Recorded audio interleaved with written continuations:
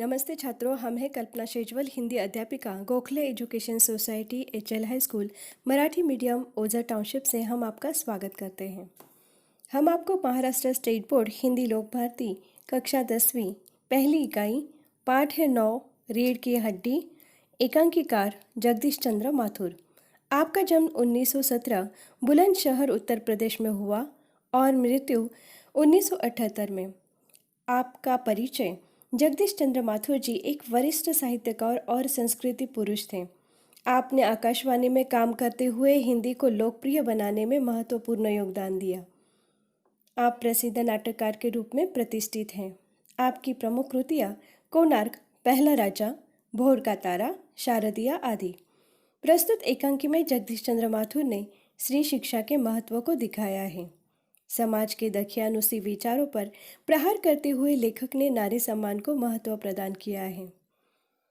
उमा के द्वारा स्त्रियों की भावनाओं को महत्व दिया गया है। नारी के सम्मान का मुद्दा उठाया गया है। प्रस्तुत एकांकी में कौन कौन से पात्र हैं देखते हैं। उमा सुशिक्षित युवती, रामस्वरूप उमा के पिता, प्रेमा उमा की माँ, शंकर युवक, गोपाल प्रसाद शंकर के पिता, रतन रामस्वरूप का नौकर। अब एकांकी पढ़ते हैं। एक कमरा। अंदर के दरवाजे से आते हुए जिन महाशय की पीठ नजर आ रही है वह अधेड़ उम्र के हैं। एक तख्त को पकड़े हुए कमरे में आते हैं। तख्त का दूसरा सिरा उनके नौकर ने पकड़ रखा है। रामस्वरूप कहते हैं, अबे धीरे धीरे चल, अब तख्त को उधर मोड़ दे, उधर। तख्त के रखे जाने की आवाज़ आती है। रतन, बिछा दे साहब। रामस्वरूप जरा तेज आवाज में, और क्या करेगा, परमात्मा के यहाँ अक्ल बट रही थी तो तू देर से पहुंचा था क्या? बिछा दूं साहब। और यहाँ पसीना किस लिए बहा है? पसीना बहाना, बहुत मेहनत करना। रतन, तख्त बिछाता है, ही हंसता है। रामस्वरूप दरी उठाते हुए, और बीवी जी के कमरे में से हारमोनियम उठा ला और सितार भी। जल्दी जा। रतन जाता है। पति पत्नी तख्त पर दरी बिछाते हैं। प्रेमा, लेकिन वह तुम्हारी लाडली बेटी उमा तो मुँह फुलाए पड़ी है। मुँह फुलाना, नाराज होना। रामस्वरूप, क्या हुआ? प्रेमा, तुम्ही ने तो कहा था कि उसे ठीक ठाक करके नीचे लाना। रामस्वरूप, अरे हाँ, देखो उमा से कह देना कि जरा करीने से आए। करीने से मतलब ढंग से। ये लोग जरा ऐसे ही हैं, खुद पढ़े लिखे हैं, वकील हैं, सभा सोसाइटियों में जाते हैं, मगर चाहते हैं कि लड़की ज़्यादा पढ़ी लिखी न हो। प्रेमा, और लड़का? रामस्वरूप, बाप शेर है तो लड़का सवा शेर। BSc के बाद लखनऊ में ही तो पढ़ता है, मेडिकल कॉलेज में। कहता है कि शादी का सवाल दूसरा है, पढ़ाई का दूसरा। क्या करूँ, मजबूरी है। रतन कहता है, बाबूजी बाबूजी, धीमी आवाज में। रामस्वरूप दरवाजे से बाहर झांक कर, अरे प्रेमा, वे आ भी गए, तुम उमा को समझा देना, थोड़ा सा गा देगी। मेहमानों से हंसते हुए, आइए आइए। बाबू गोपाल प्रसाद बैठते हैं। हंसते हुए, मकान ढूंढने में कुछ तकलीफ तो नहीं हुई? गोपाल प्रसाद खकार कर, नहीं, टांगे वाला जानता था, रास्ता मिलता कैसे नहीं। रामस्वरूप हंसते हुए लड़के की तरफ मुखातिब होकर, और कहिए शंकर बाबू, कितने दिनों की छुट्टियां हैं? शंकर, जी, कॉलेज की तो छुट्टियां नहीं है, वीकेंड में चला आया था। रामस्वरूप, तो आपके कोर्स खत्म होने में तो अब साल भर रहा होगा। शंकर, जी, यही कोई साल 2 साल। रामस्वरूप, साल 2 साल? शंकर कहते हैं हंसते हुए, जी, एकाध साल का मार्जिन रखता हूँ। एकाध साल का मार्जिन मतलब अंतर। गोपाल प्रसाद अपनी आवाज़ और तरीका बदलते हुए, अच्छा तो साहब फिर बिजनेस की बातचीत हो जाए। यहाँ पर बिजनेस मतलब शादी की बातचीत को बिजनेस कहा गया है। रामस्वरूप चौंक कर, बिजनेस? समझकर, ओहो, अच्छा अच्छा, लेकिन ज़रा नाश्ता तो कर लीजिए। गोपाल प्रसाद, यह सब आप क्या तकल्लुफ़ करते हैं? रामस्वरूप, हंसते हुए, तकल्लुफ़ किस बात का? यह तो मेरी बड़ी तकदीर है कि आप मेरे यहाँ तशरीफ़ लाए। तकल्लुफ़ मतलब शिष्टाचार, तशरीफ़ मतलब विराजना या आसनस्थ होना। अंदर जाते हैं। गोपाल प्रसाद अपने लड़के से, क्यों, क्या हुआ? शंकर, कुछ नहीं। गोपाल प्रसाद झुक कर, क्यों बैठते हो? ब्याह तय करने आए हो? कमर सीधी करके बैठो। तुम्हारे दोस्त ठीक कहते हैं कि शंकर की बैकबोन। इतने में बाबू राम स्वरूप चाय की ट्रे लाकर मेज पर रख देते हैं। गोपाल प्रसाद, आखिर आप माने नहीं।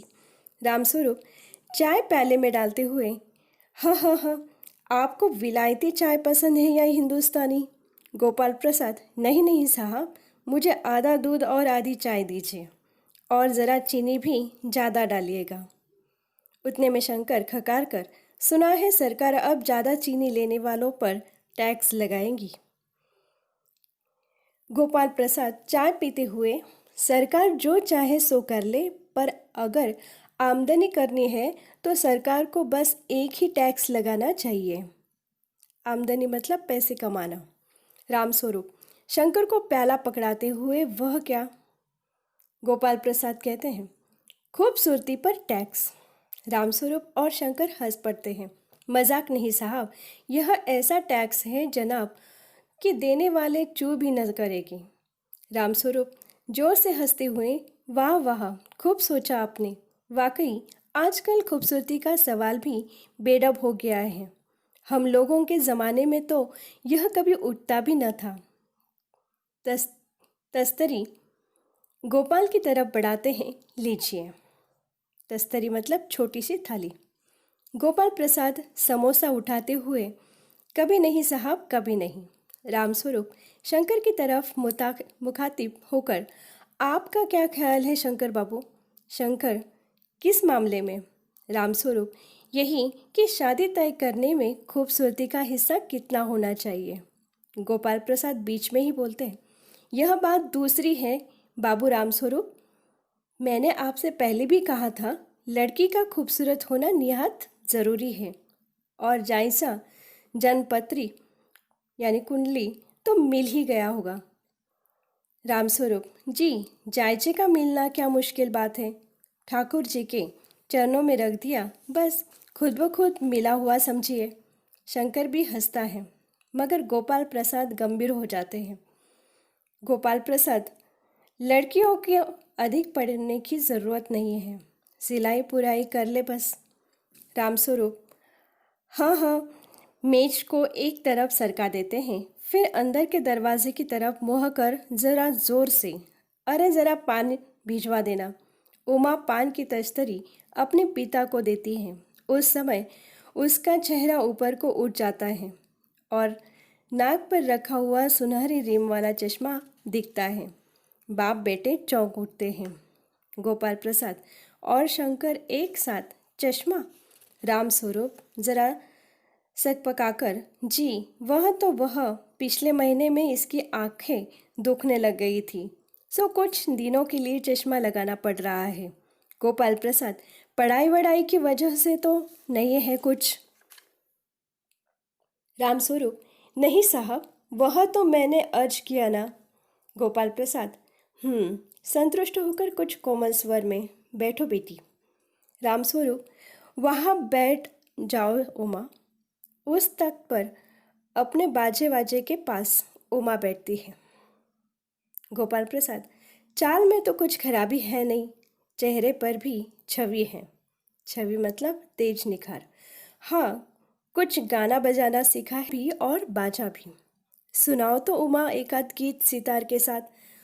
उमा सितार पर मीरा का मशहूर भजन मेरे तो गिरिधर गोपाल गाना शुरू कर देती है। उसकी आंखें शंकर की झेपती आंखों से मिल जाती हैं और वह गाते गाते एक साथ रुक जाती है। रामस्वरूप, क्यों, क्या हुआ? गाने को पूरा करो उमा। गोपाल प्रसाद, नहीं नहीं साहब, काफ़ी है, आपकी लड़की अच्छा गाती है।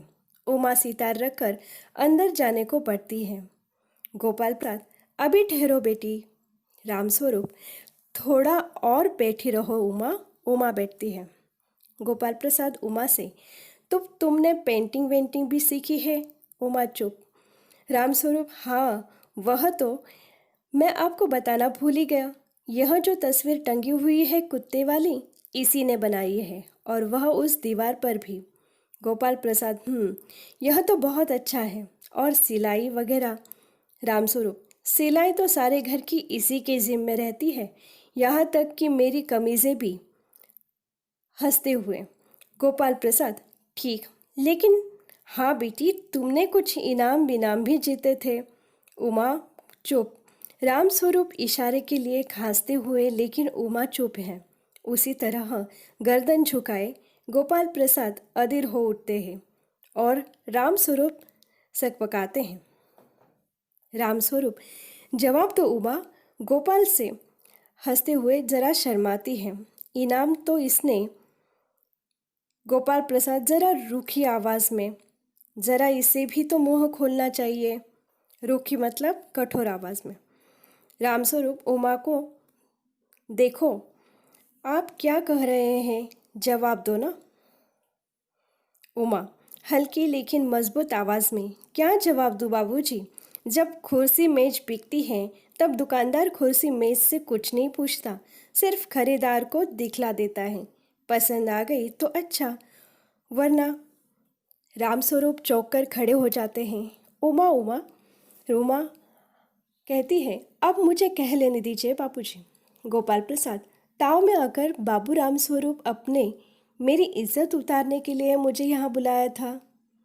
इज्जत उतारना मतलब बेइज्जती करना। उमा कहती है तेज आवाज़ में, जी हाँ, और हमारी बेइज्जती नहीं होती जो आप इतनी देर से नापतोल कर रहे हैं। शंकर, बाबूजी चलिए। गोपाल प्रसाद, क्या तुम कॉलेज में पढ़ी हो? रामस्वरूप चुप। उमा, जी हाँ, मैं कॉलेज में पढ़ी हूँ। मैंने बीए पास किया है। कोई पाप नहीं किया, कोई चोरी नहीं की, और न आपके पुत्र की तरह लड़कियों के हॉस्टल में ताक झांक कर कायरता दिखाई है। मुझे अपनी इज्जत, अपने मान का ख्याल है। लेकिन इनसे पूछिए कि ये किस तरह नौकरानी के पैरों में पड़कर अपना मुँह छिपाकर भागे थे। रामस्वरूप उमा उमा। गोपाल प्रसाद खड़े होकर गुस्से में, बस हो चुका बाबू रामस्वरूप, आपने मेरे साथ दगा किया। दगा मतलब धोखा दिया। आपकी लड़की बीए पास है और आपने मुझसे कहा था कि सिर्फ मैट्रिक तक पढ़ी है। दरवाजे की ओर बढ़ते हैं। उमा, जी हाँ जाइए, ज़रूर चले जाइए, लेकिन घर जाकर ज़रा यह पता लगाइए कि आपके लाडले बेटे के रीढ़ की हड्डी भी है या नहीं, यानी बैकबोन। बैकबोन। बाबू गोपाल प्रसाद के चेहरे पर बेबसी का गुस्सा है और उनके लड़के के रुलासापन, दोनों बाहर चले जाते हैं। उमा सहसा चुप हो जाती है। भोर का तारा यह एकांकी संग्रह है, इसमें से यह एकांकी आपको पढ़ने के लिए दी गई है। अब हम स्वाध्याय देखते हैं। सूचना के अनुसार कृतियाँ कीजिए। पहला प्रश्न है, संजाल पूर्ण कीजिए। यहाँ पर रिश्ते बताए हैं, उनका कौन कौन सा रिश्ता है वो बतलाना है। यहाँ पर रामस्वरूप और उमा। रामस्वरूप है पिता, उमा है पुत्री। पति पत्नी कौन है? तो पति है रामस्वरूप और पत्नी है प्रेमा। शंकर और गोपाल प्रसाद। शंकर है पुत्र और गोपाल प्रसाद है पिता। नौकर और मालिक। नौकर यहाँ पर रतन और मालिक है रामस्वरूप। दूसरा प्रश्न है, कृति पूर्ण कीजिए। व्यावसायिक शिक्षा के नाम। व्यावसायिक शिक्षा मतलब व्यवसाय। वकील और मेडिकल, ये दो बातें हैं। दूसरा प्रश्न है उसमें, शास्त्रीय संगीत में प्रयुक्त वाद्यों के नाम। कौन कौन से वाद्य देखे हमने? सितार और हारमोनियम। तीसरा प्रश्न, गोपाल प्रसाद की दृष्टि में बहू ऐसी हो। पहला, एक तो खूबसूरत हो, सिलाई पुराई जानती हो, और तीसरा अधिक पढ़ी लिखी न हो। चौथा, चश्मा न पहनती हो। प्रश्न चौथा, कारण लिखिए। बाप बेटे चौंक उठे। उमा को चश्मा लगा, रामस्वरूप ने हारमोनियम उठाकर लाने को कहा, उमा को गुस्सा आया। इन प्रश्नों के कारण बताने हैं। पहला है, बाप बेटे चौंक उठे। उन्होंने उमा के चेहरे पर सुनहरी रीम वाला चश्मा देखा, इसलिए वे चौंक उठे। उमा को चश्मा लगा। पिछले महीने उमा की आंखें दुखने लगी थी, इस कारण। तीसरा प्रश्न है, राम स्वरूप ने हारमोनियम उठाकर लाने को कहा। वे गोपाल प्रसाद को बताना चाहते थे कि उमा हारमोनियम बजाना जानती है। चौथा प्रश्न है, उमा को गुस्सा आया क्योंकि नाप तोल करके उमा की बेइज्जती की जा रही थी। पांचवा प्रश्न है, सूचना के अनुसार लिखिए। प्रश्न पहला, कृदंत बनाइए। उसमें पहला, पढ़ना क्या आएगा? पढ़ाकू। समझना, इसका आएगा समझदार। सीना, सीना का आएगा सीने वाला। चाहना, चाहना का आएगा चाहत। इसमें दूसरा प्रश्न है, शब्द युग्म पूर्ण कीजिए। पढ़े का क्या आएगा? पढ़े लिखे। सभा, सोसाइटी। पेंटिंग, वेंटिंग। सीधा, सादा। इसमें हलल आता है छोटा सा।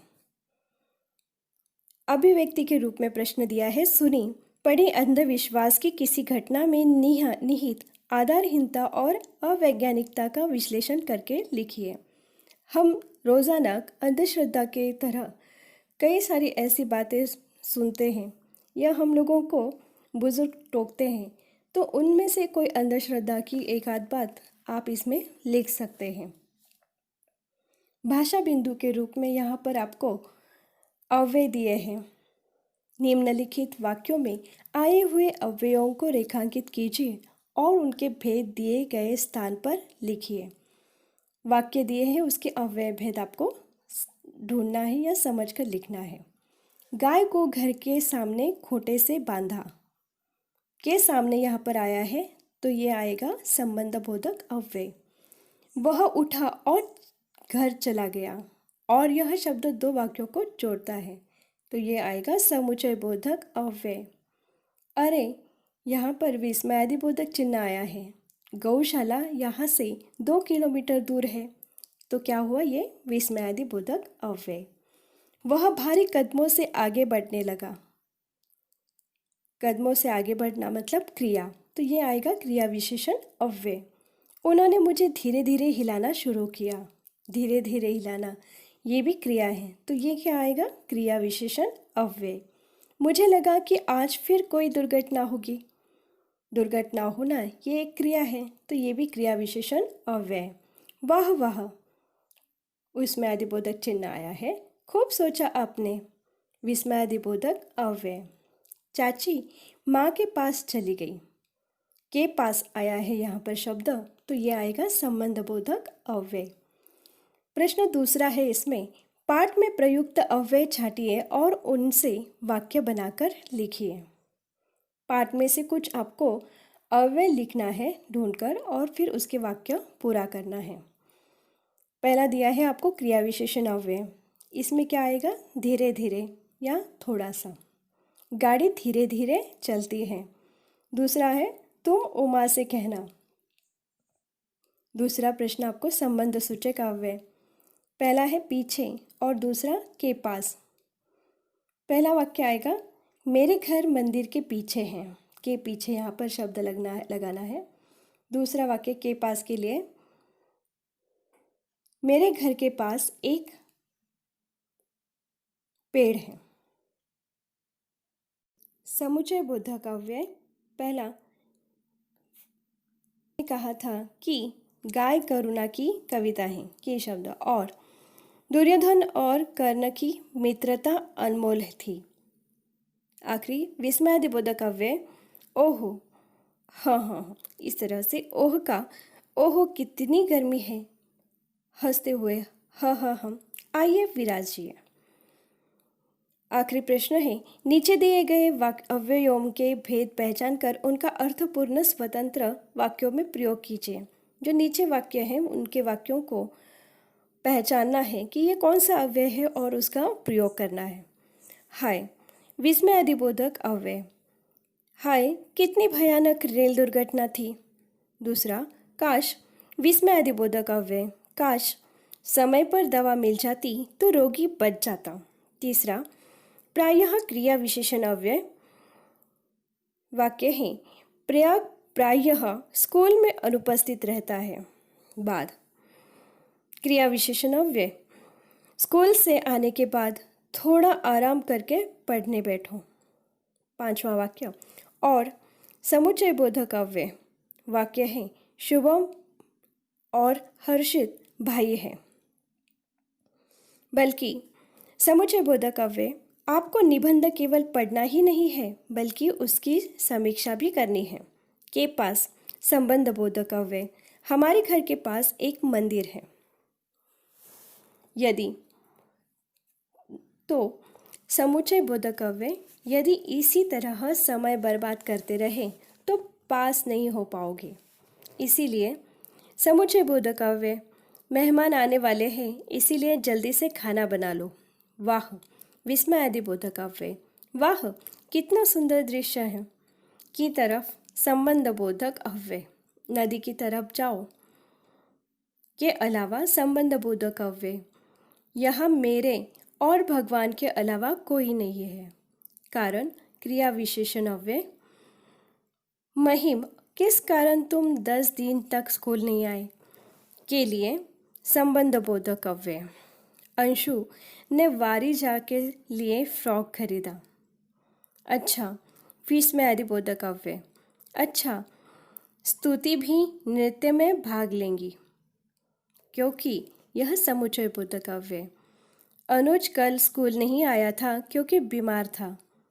नहीं तो समुच्चय बोधक अव्यय, खेल कूद छोड़कर पढ़ाई पर ध्यान दो नहीं तो फेल हो जाओगे। व्याकरण और पाठ आपको समझ में आ गया होगा। धन्यवाद।